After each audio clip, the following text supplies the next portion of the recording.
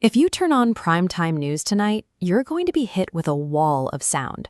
Shouting anchors, flashing graphics, and constant interruptions.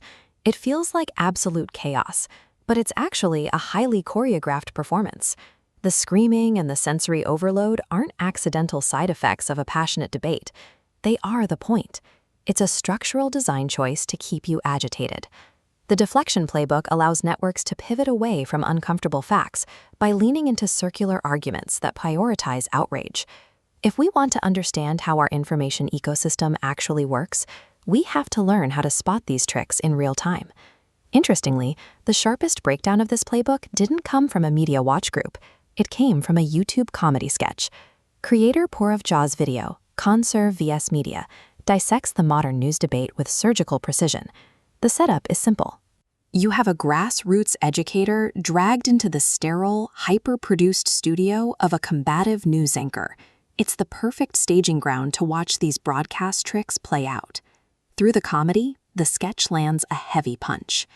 The anchor spends the entire interview creating fake controversies to avoid talking about actual ongoing tragedies, like the violence in Manipur, which gets completely ignored by the network. When the traditional press abandons its duty to ask hard questions, we end up in a strange reality where comedians and satirists are the ones doing the investigative work. Let's look at the first major tactic from the playbook, weaponizing a good deed. In the sketch, the teacher points out that he built a hospital offering cheap, affordable care to the poor. The anchor immediately spins this as a negative, arguing that keeping poor people alive is actually destroying the nation's efforts at population control. This rhetorical pivot relies on taking a clear positive, affordable healthcare, and inventing a nonsensical chain of events that links it to a national disaster. The anchor knows the argument makes no logical sense, but logic isn't the goal here.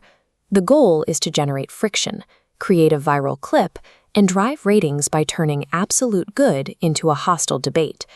Which brings us to the second and arguably bleakest reality the sketch exposes, the complete corporate capture of the news desk. Mid-argument, the anchor literally accepts a bribe live on air to read a breaking news segment highlighting the supposed financial benefits of getting cancer. She cheerfully explains that chemotherapy causes hair loss, which will save viewers money on shampoo. It is an incredibly dark joke, but it points to a very real problem. When a network's survival depends on advertiser revenue, the news segments themselves become a commodity. The narrative is molded to protect the interests of the people writing the checks. If profit is the ultimate metric for success, the person reading the teleprompter stops acting as a journalist seeking the truth and acts merely as an unquestioning spokesperson for their sponsors. But the sketch saves its sharpest critique for the most common rhetorical trick on modern television, the race to the bottom. When the teacher brings up valid domestic issues like skyrocketing inflation and rising unemployment, the anchor immediately deflects. She loudly points out that the situation is far worse over in Pakistan. The anchor avoids domestic accountability by weaponizing other nations' failures, resetting the conversation to zero. The goal is insidious. By constantly comparing your society to a collapsed economy, you intentionally lower public expectations, training people to feel satisfied with bare minimum survival. Measuring your country against the worst possible alternative doesn't prove your system is working. It's just a convenient way to silence anyone asking why things aren't better. This leads right into the climax of the sketch, where the teacher firmly rejects the anchor's entire framing. He argues that if you want to understand your nation's true standing, you cannot benchmark your success against a state that is failing. You have to measure yourself against the best in the world.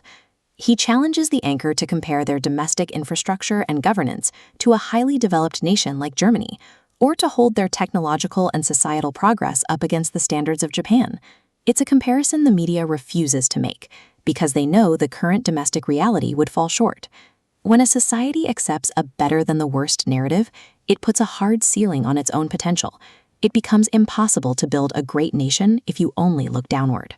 The finale of the sketch focuses on the concept of dharma, an individual's essential duty to their society. It draws a sharp line between blind, unthinking praise and the difficult, often uncomfortable work of acknowledging your own society's failures. Meaningful patriotism requires the courage to identify deep-seated flaws and demand better of the nation's leadership. So the next time you see a primetime news debate devolve into a screaming match about an absurd manufactured controversy, take a step back. Look past the yelling and ask yourself, what real-world crisis are they trying to hide from me today? The deflection playbook only works if we play along. Defeating it requires us to stop consuming the outrage and start demanding actual journalistic duty.